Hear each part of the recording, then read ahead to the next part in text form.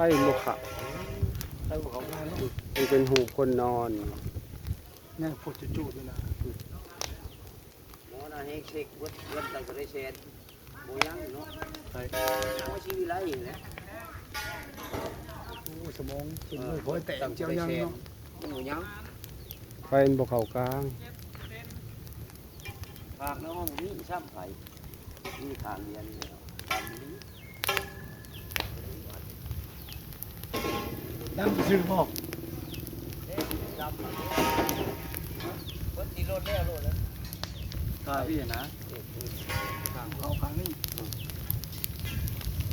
เออไฟบ่เข้ากลาง ให้โบได้เขาจริง คนที่รถกระบวยกลาง วัดที่รถนี่